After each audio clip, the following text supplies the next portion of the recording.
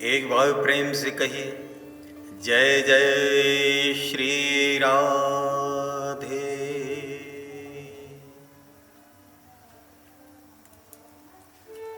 बाबा माधव दास वृंदावन से जगन्नाथपुरी आए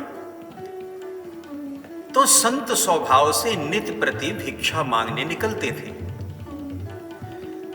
संत किसी के द्वार पर आ जाएं तो वह अपना सौभाग्य मानता और उन्हें भी जो मिल जाता उसमें संतुष्ट रहते। अगले दिन के लिए एकत्रित नहीं किया करते थे। उसी गांव में एक बूढ़ी माता रहती थी, संपन्न थी। एक बेटा था, शादी हो चुकी थी। बेटे के विवाह को बरसों बीत चुके थे पर पोता नहीं था, इसलिए थोड़ी परेशान रहती थी। तो माधवदास उनके घर जाते तो वह 50 बातें सुनाया करती थी। आ जाता है रोज, हट्टा कट्टा है, कमा नहीं सकता और ना जाने क्या क्या। बाबा कुछ नहीं कहते और वहां से चले आते। अच्छा, बाबा का रोज का नियम था कि उस बूढ़ी माता के दरवाजे पर जरूर जाएं और भिक्षा मांगें। और उस माता का भी रोज का ही नियम था कि वो धुतकार कर भगा दे। तो लोग बाबा से कहते थे, बाबा आपको पता है रोज आपको बुरा भला कहती है, फिर भी आप वहां जाते हो। आपको तो बुरा नहीं लगता क्योंकि आप संत हैं, पर हमें बहुत बुरा लगता है। बाबा हंस के कहते हैं, बेटा तुम्हें नहीं मालूम कि वह क्या देती है।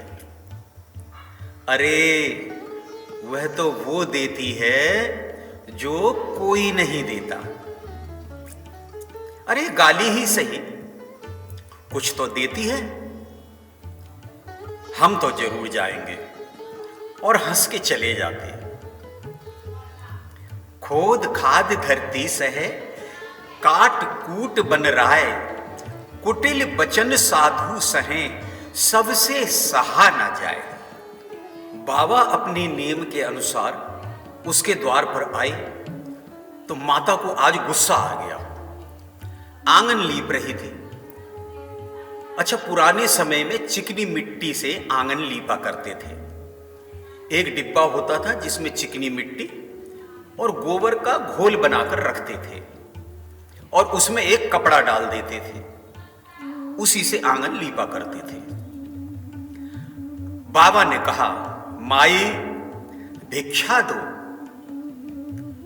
वह माता ने फिर देखा कि बाबा फिर आ गया तो आज तो गुस्सा ही आ गया और जिस कपड़े से वो आंगन लीप रही थी वही कपड़ा उसने बाबा के ऊपर फेंक के मारा। वह कपड़ा बाबा की छाती में जा लगा और नीचे गिर गया। अब बुढ़िया ने वह कपड़ा मार तो दिया परंतु डर गई कहीं महात्मा श्राप न दे दे। पर महात्मा मुस्कुराने लगे और मिट्टी में उस सने हुए वस्त्र खंड को उठा लिया और बोले, चल मैया, इतने दिनों के बाद तूने कुछ तो दिया। साधु का भी स्वभाव है, लेकिन बदले में हम भी तुम्हें कुछ देना चाहते हैं। अब बुढ़िया घबराई कहीं कोई श्राप न दे दे। लेकिन संत तो संत, संत हृदय नवनीत समाना।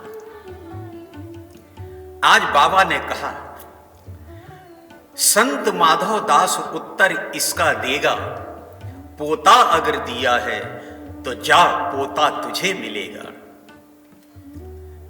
संत की वाणी कभी मिथ्या नहीं जाती।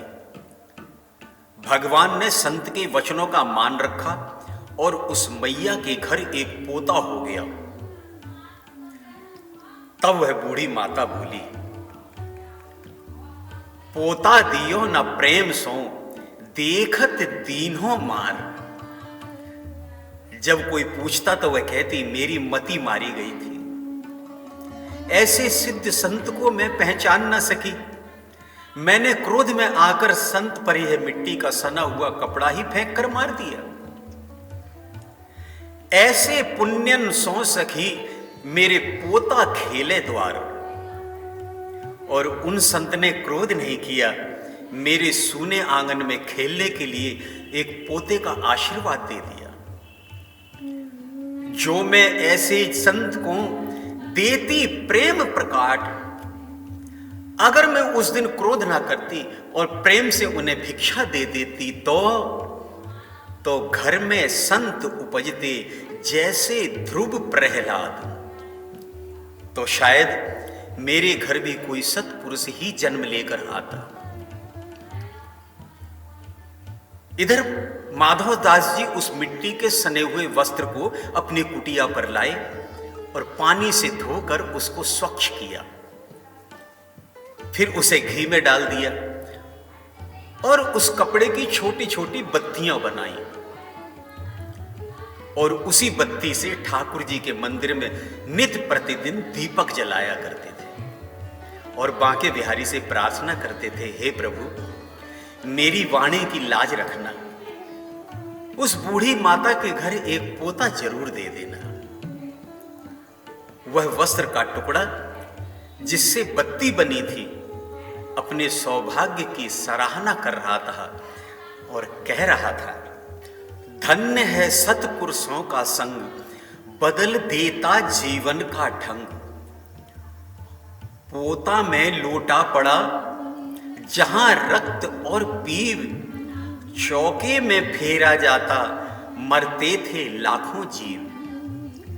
आ गया था जीवन से तंग, धन्य है सत्पुरुषों का संग। मिट्टी कंकड़ साफ किए फिर दीना घृत में डाल, किसी तरह हरि मंदिर पहुंचा देखा था गुरुद्वार। बन गया पूजा का अर्धंग, धन्य है सत्पुरुषों का संग। झूला करूं आरती ऊपर, तरुण करें पुनः हाथ, देते हैं मेरे प्रकाश में दर्शन दीनानाथ। असीसें अंधे और अपंग, धन्य है सत्पुरुषों का संग। सत्पुरुषों की संगत से मेरी जिंदगी बदल गई।